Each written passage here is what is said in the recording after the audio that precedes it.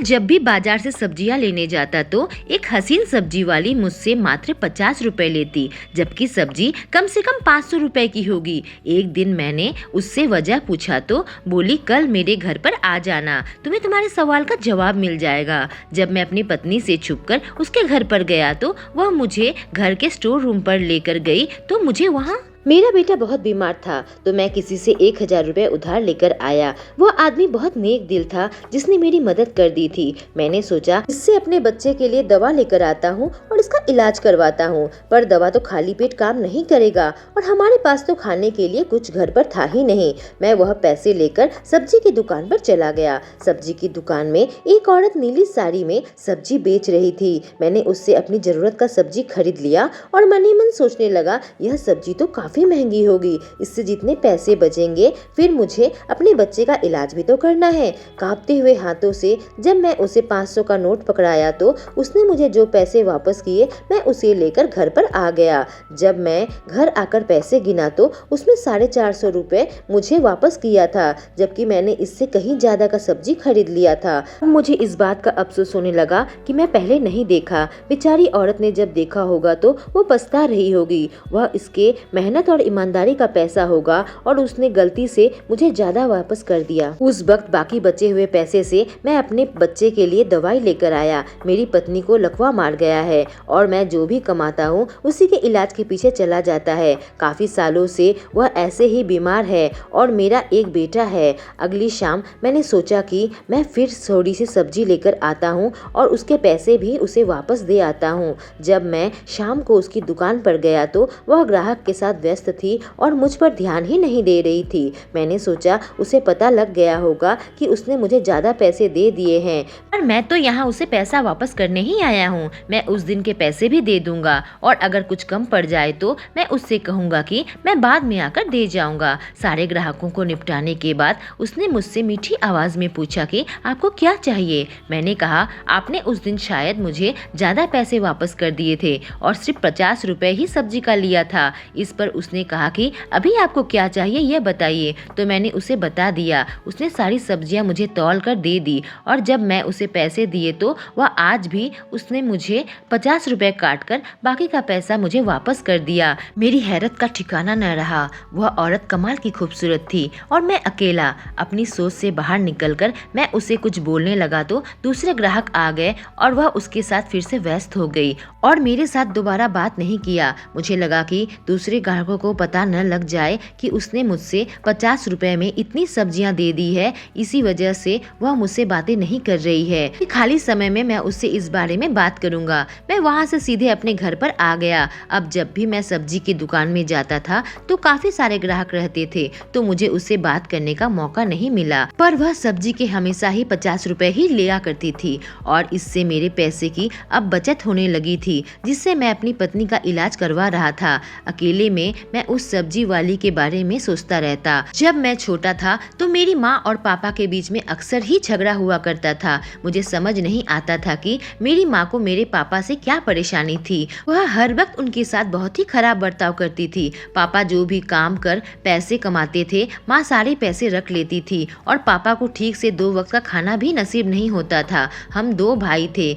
मेरा भाई बड़ा होते होते माँ ने उसे किसी को बेच दिया था। पापा के साथ इस बात पर माँ की बहुत लड़ाई हुई थी, पर हमेशा की तरह मेरे पापा कुछ नहीं कर पाए थे। मैं भी बहुत डरा रहता था कि मेरी माँ मुझे भी कभी बेच न दे और मुझे दूसरों के घर पर गुलामी ना करना पड़े। लेकिन जैसे जैसे मैं बड़ा होता गया, एक दिन मेरी माँ ने मुझे भी बेच दिया। मुझे जो आदमी खरीदा था वह दिन भर बहुत काम करवाता था और उसके पैसे भी नहीं देता था, बस मुझे खाने के लिए कुछ रोटियां दे दिया करता था। कुछ सालों तक मैं उसके पास काम करता रहा, लेकिन एक दिन उस आदमी ने उसकी बेटी से मेरी शादी करवा दी और मुझे मकान खरीद कर दे दिया। उसकी बेटी हर वक्त बीमार रहा करती थी और उसकी कहीं भी शादी नहीं हो पा रही थी। इसी वजह से उसने अपनी बेटी की शादी मुझसे करवा दी थी और शादी के बाद मुझे एक बेटा भी हो गया। लेकिन फिर मेरा ससुर चल बसे और उसके गम में मेरी पत्नी को लकवा मार दिया और उसने हमेशा के लिए बिस्तर पकड़ लिया। अब उसकी देखभाल मुझे ही करनी पड़ती है। साथ ही मैं बच्चे की देखभाल भी करता हूँ और काम भी करता हूँ। मैं मजदूरी का काम करके किसी तरीके से पैसे कमाता हूँ। कभी काम पर नहीं जाता तो उसके पैसे भी नहीं मिलते। रात को मुझे अकेलापन महसूस होता है। मेरी जिंदगी बिल्कुल जहन्नुम बन चुकी है। लेकिन इस सब्जी वाली की वजह से अब मेरे पैसे बचने लगे तो मैं अपने बेटे को सरकारी स्कूल में डाल दिया। वह स्कूल जाने लगा था और सब्जी वाली से मिलकर मैं ताजा हो जाता था। लेकिन मैं यह सब्जी वाली के बारे में अपनी पत्नी और बेटे से कुछ नहीं कहा था, क्योंकि हमारे मोहल्ले में तो सभी लोग गरीब थे और वह औरत तो सबसे पूरे पैसे लेती है, बस मुझसे ही 50 रुपए लेती है। और मुझे यह बात बिल्कुल ही समझ नहीं आती थी कि आखिर वह मुझसे पैसे कम क्यों लेती है। कहीं वह मुझे पसंद तो नहीं करती, पर उसने कभी मेरी ओर आंख उठाकर भी नहीं देखा। मोहल्ले के लोग जानते थे कि मेरी पत्नी बीमार रहती है, इसलिए मोहल्ले की कई अकेली औरत मुझसे बात करने की कोशिश करती है कि मैं अपनी पत्नी को घर से निकालकर उनके साथ रिश्ता बना लूं, क्योंकि सब जानते हैं कि मैं अपनी पत्नी से बहुत परेशान आ चुका हूँ। पर सिर्फ मेरी पत्नी बीमार है, इस वजह से मैं उसे घर से बाहर तो नहीं निकाल सकता और किसी दूसरी औरत के साथ संबंध नहीं बना सकता, चाहे मैं कितना भी तन्हा रहूं। एक दिन मैं उस सब्जी वाली के पास सब्जी लेने गया तो मैं सोच लिया था कि आज उससे पूछूंगा कि आखिर तुम सब्जी के इतने कम पैसे क्यों लेती हो। आज वह सब्जी वाली बिल्कुल अकेली थी तो मैं उससे पूछने ही जा रहा था कि तभी दुकान पर ग्राहक आ गया और वह उसके साथ बातें करने लगी। उसने भी वही सब्जी ली थी तो उसके ज्यादा पैसे लिए। उसके बाद उसने मुझसे बात करी। जब मैं भी वही सब्जी ली तो उसने मुझसे सिर्फ 50 रुपए लिए। उस वक्त दुकान में ग्राहक की भीड़ लग गई तो मैं उससे कुछ नहीं पूछ पाया और घर पर वापस आ गया। लेकिन अब मैं समझ चुका था कि करीबन 200 से 300 की सब्जी वह मुझे सिर्फ 50 में ही दे दी है। एक दिन मैं जिस बिल्डिंग पर काम करता था उसकी छत की ढलाई होनी थी तो मालिक ने मुझे पैसे दिए और सब मजदूरों के लिए सब्जी लाने को कहा। मैं उस सब्जी वाली के पास गया और ढेर सारी सब्जी खरीदने लगा। मुझे इतनी सारी सब्जी खरीदते हुए देखकर वह चौंक उठी। सारी सब्जियां तौलने के बाद जब मैं उसे 5000 रुपए दिए तो उसने बस मुझसे 50 ही लिए।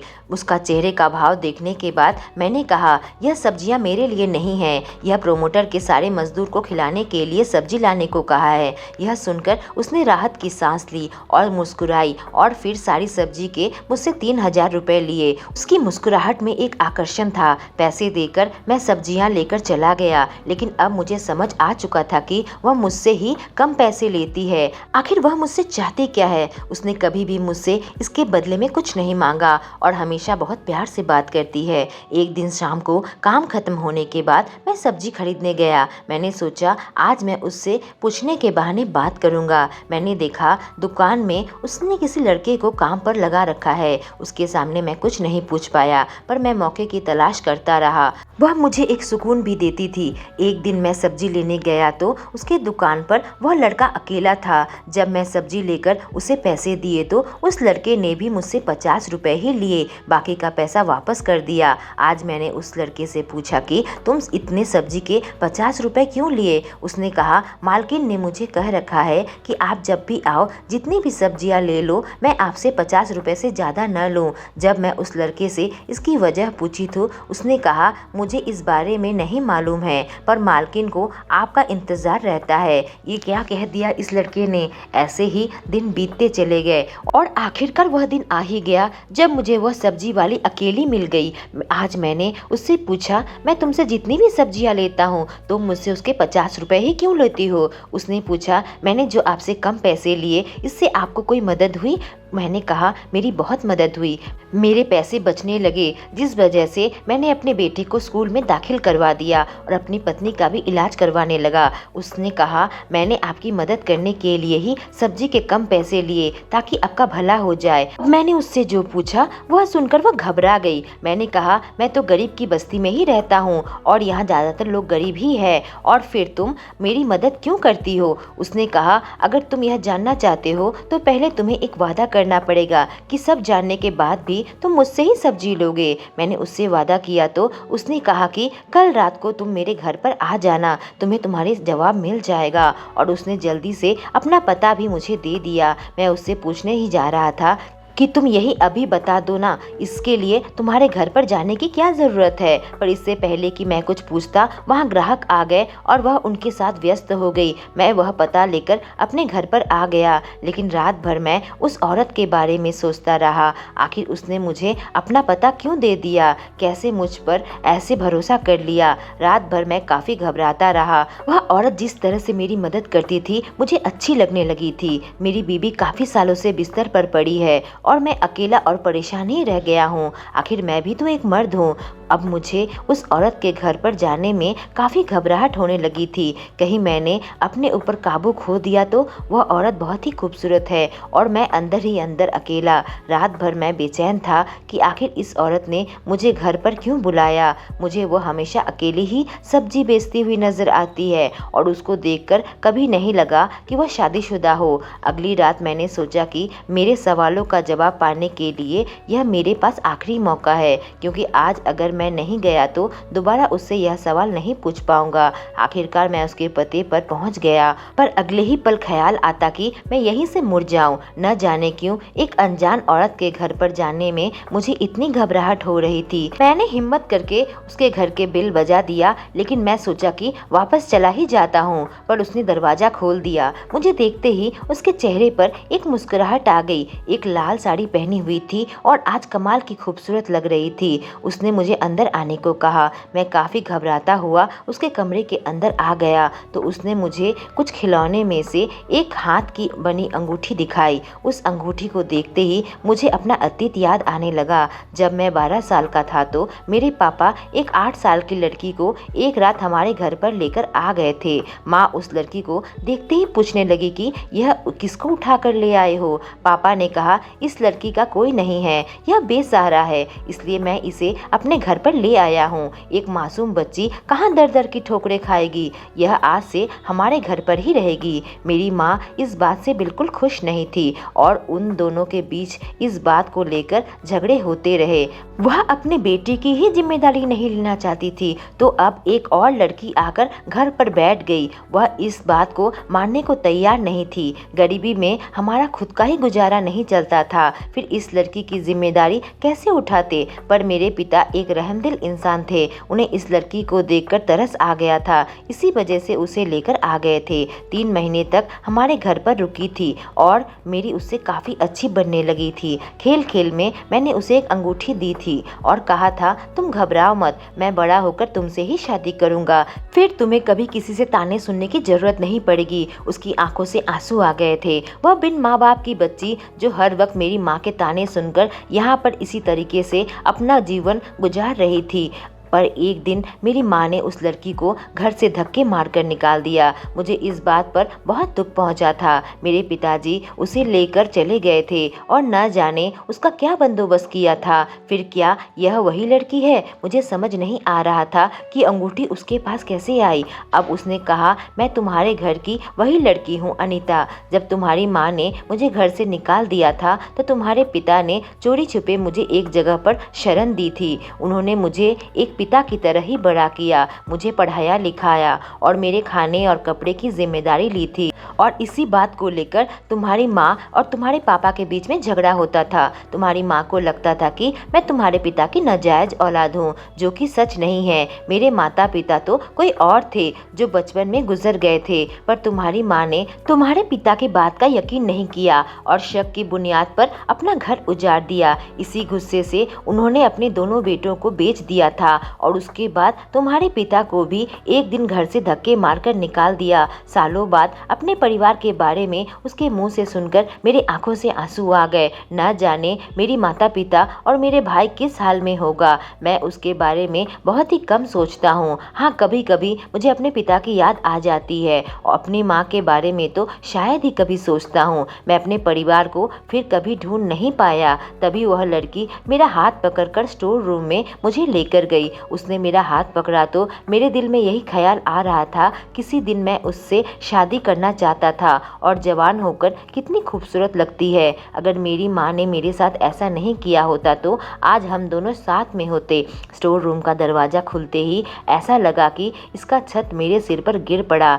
ऐसा लग रहा था कि मैं सपना देख रहा हूँ। मेरी माँ बिस्तर पर लेटी थी। उस लड़की ने कहा कि तुम्हारे पिता ने मेरी इतनी अच्छी परवरिश की थी कि मैं अपने पैरों पर खड़ी हो गई और एक सब्जी की दुकान खोल लिया। उसके बाद मैं तुम्हें और तुम्हारे परिवार को ढूंढने लगी थी। मुझे पता चला कि तुम्हारे पिता की मौत हो चुकी है और तुम्हारे भैया मुझे कभी नहीं मिले, लेकिन तुम और तुम्हारी माँ मुझे मिल गए। मुझे पता चला कि तुमने शादी कर ली है और तुम्हारा एक बेटा भी है। तुम्हारी माँ को मैं अपने साथ लेकर आ गई। उन्हें अपनी गलती का एहसास हो चुका है। मेरी माँ ने जब मुझे देखा तो उनकी आंखों में आंसू थे। बिल्कुल बिस्तर में थी और अपनी ज़िंदगी की आखिरी दिन गिन रही थी। अनीता ने बताया कि इसी वजह से दुकान पर मैंने उस लड़के को रख लिया था ताकि मैं तुम्हारी माँ की देखभाल कर सकूं। मैं तुम्हारी मदद करना चाहती थी, पर अगर तुम्हें बिना पैसे के साथ सब्जी दे देती तुम्हें बुरा लगता। इसी वजह से मैं तुमसे 50 रुपए लेती थी ताकि तुम बार बार मेरी दुकान पर वापस आओ।